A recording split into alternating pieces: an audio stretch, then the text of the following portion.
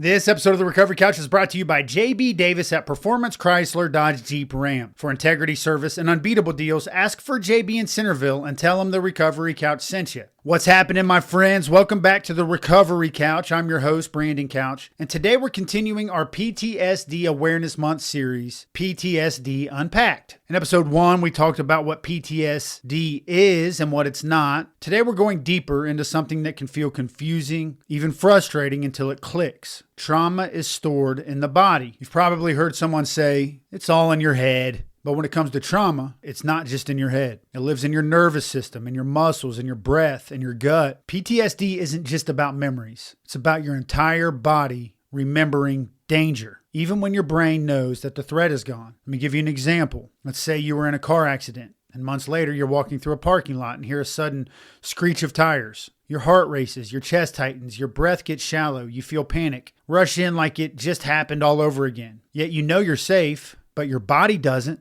That's because trauma doesn't just get filed away like a regular memory. It gets imprinted, locked into your body's survival system. It's why people with PTSD often experience muscle tension, digestive issues, insomnia, chronic pain, or a constant feeling of being on edge even when nothing seems wrong. Dr. Bessel van der Kolk, author of The Body Keeps the Score, said it best. He said, trauma is not just an event that took place sometime in the past. It is also the imprint left by that experience on mind, brain, and body. That's why talk therapy, while incredibly helpful, is sometimes not enough on its own. Because trauma healing often requires more than just words. It requires movement, breath, stillness, and safe connection. Emphasis on safe connection, not just connection. Sometimes we just connect with people just for connection. We need connection. But when you're dealing with PTSD, it needs to be safe, honest connection.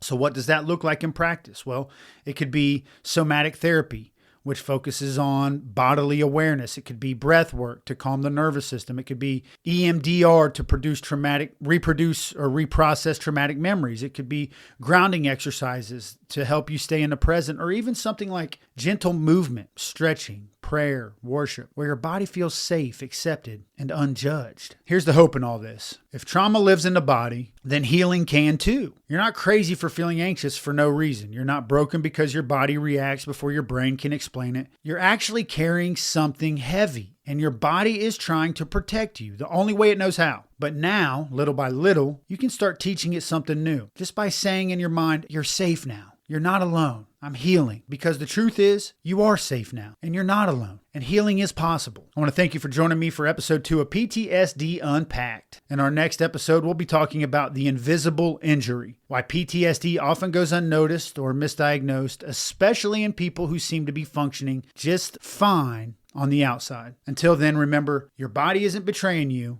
It's just asking for healing. This episode of the Recovery Couch is brought to you by Greg Swartz at RE/MAX Victory and Affiliates. Whether you're buying or selling your home, Greg brings heart, hustle, and honesty to every deal. Call Greg at 937-477-8975 today.